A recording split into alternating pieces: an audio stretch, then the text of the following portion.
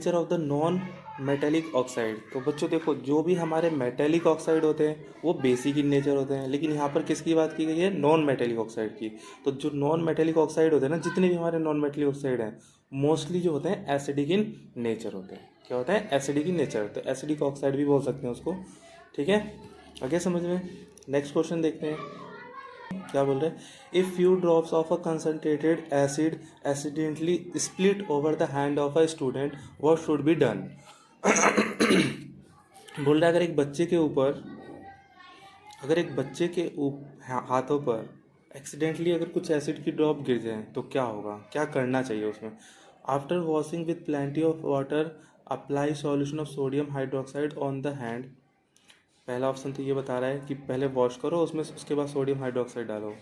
Neutralise the acid with a strong alkali, उस acid को neutralize कर दो स्ट्रॉन्ग एल्कली से। ठीक है। Wash the hand with the saline solution, बोल रहा है कि सॉल्टी वाटर से उसके हाथ को धो दो, तो नहीं।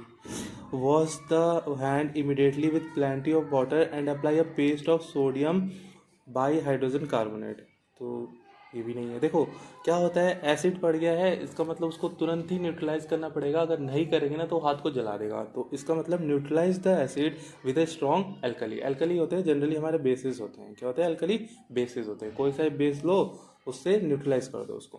तो B option is correct. Chemical formula of sulphurous acid, तो सब अब देखो इसका नाम सबने सुना होगा और अप्रोक्सीमेटली सल्फ्यूरिक एसिड सुना होगा बच्चों ने। किसका? Sulphuric acid. कौन सा होता है सल्फ्यूरिक एसिड? इनमें से सल्फ्यूरिक एसिड दिख रहा है आप लोगों को?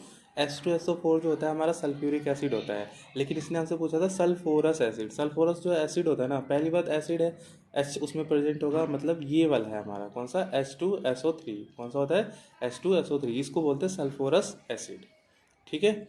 सल्फ्यूरिक एसिड पूछता तो ये वाला था। इसको बोलते हैं सल्फर ट्राईऑक्साइड, इसको बोलते हैं सल्फर डाइऑक्साइड। ठीक है।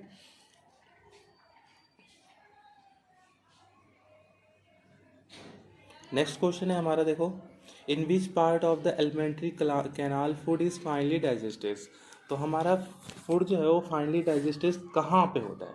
तो जो हमारा फाइनल डाइजेशन होता है ना, वो हमारा कहाँ होता है? स्मॉल इंस्टेंटाइन में होता है। कहाँ होता है? स्मॉल इंस्टेंटाइन में। इसके अलावा जो लार्ज इंस्टेंटाइन होता है ना, वहाँ पे वाटर एब्जॉर्प्शन होता है, लेकिन जो फूड होता है वो ऑलरेडी डाइजेस्ट हो चुका होता है हमारा कहाँ? स्मॉल इंस्टेंटाइन में। लार्ज इंस्टेंटाइन में वाटर एब्जॉर्ब करने के बाद रिमूव हो जाता है final substance. That's it. Next question देखते हैं। Which of the following is not a straight chain hydrocarbon. इनमें से कौन सा स्ट्रेट चेन हाइड्रोकार्बन नहीं है? तो देखो, स्ट्रेट चेन हाइड्रोकार्बन पहचानने का बड़ा आसान तरीका है, कार्बन्स की नंबरिंग कर दो। जैसे 1 2 3 4 5 6। देख रहे हो ये लाइन से चल रहा है, ऐसे जा रहा है फिर ऐसे मुड़ गया, लगातार है। 6 कार्बन है। अब देखो यहाँ पे क्या हो रहा है, अगर मैं यहाँ से देखूँ 1 2, ये कार्बन इस साइड चला गया, 3 4 5। देखो इसमें क्या होता है ना, लाइन से नंबर टूटना नहीं चाहिए। अब ऐसा नहीं कि 1 2 3 4 5 ऐसे नहीं जा सकते हम लोग। हमें कैसे जाना है कि 1 2 3 4 5 ऐसे लाइन से जाना पड़ता है। तो इसलिए देखो यहाँ चैन टूट गई इसकी, तो ये तो वैसे ही नेगलेक्ट हो गया, स्मॉलेस्ट हो गया इससे, है ना। इसमें देखते हैं 1 2 3 4 5 6, ये भी ठीक है। तो जैसा कि इसमें देख रहे ये भी स्ट्रेट चेन बना रहा है, ये भी स्ट्रेट चेन बना रहा है, ये भी देख लेते हैं। 1 सॉरी देखो अब यहाँ से स्टार्ट कर सकते हैं हम लोग। 1 2 3 4 5 6। देखो इसकी चेन कुछ इस तरह से बन रही है, ऐसे जा करके ऐसे हो जा रहा है।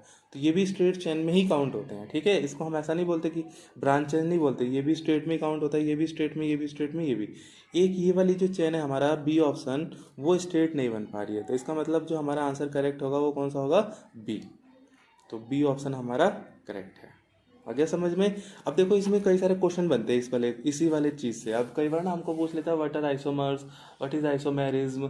तो इन सब का मतलब क्या है? आइसोमेरिज्म क्या होता है? जब केमिकल फार्मूला सेम हो और स्ट्रक्चरल फार्मूला डिफरेंट हो ना, तो उसको हम बोलते हैं आइसोमेरिज्म। और उन कंपाउंड को हम लोग क्या बोलते हैं? आइसोमर्स। ठीक है, समझ में आई बच्चों बात? तो इसी के ऊपर बहुत सारे क्वेश्चन बन जाते हैं हमारे। नेक्स्ट क्वेश्चन देखते हैं।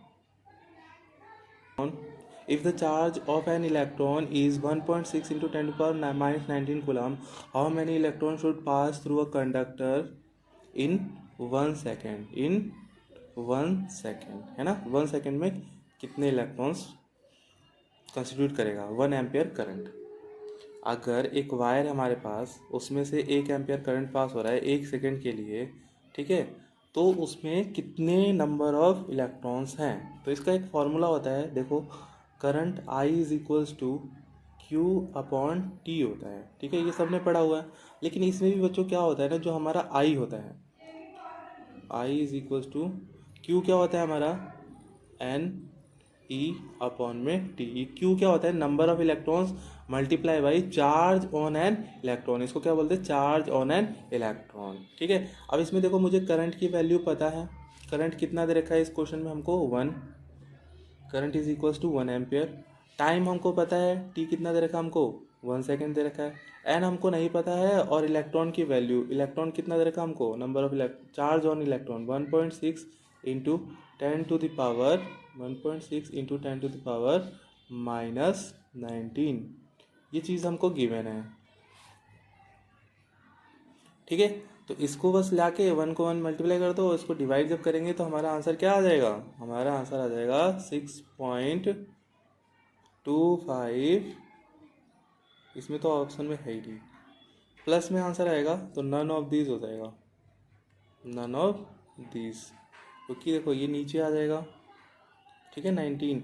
जब हम इसको ऊपर ले जाएंगे तो ये मेरा आएगा 6.25 into 10 to the power 18 answer आएगा प्लस में।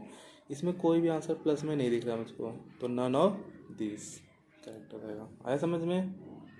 अब इसी में हमारे कई सारे क्वेश्चन बनते हैं, हम कई सारे इलेक्ट्रॉन्स का निकाल सकते हैं। अब हमें मान लो कई बार ना कम करंट अलग दे देगा 5 एम्पियर, तो यहाँ 5 पुट कर दो, टाइम दे देगा 5 सेकंड, 5 पुट कर दो, इसको ले जाकर मल्टीप्लाई कर दो और सेम चार्ज से डिवाइड कर देंगे, तो नंबर ऑफ इलेक्ट्रॉन निकल जाएंगे हमारे हर बार, ठीक है। इस फॉर्मूला को याद रखना है आप लोगों से, ये वाला। और हमारा चार्ज क्या होता है, नंबर ऑफ इलेक्ट्रॉन्स इंटू में चार्ज ऑन इलेक्ट्रॉन्स।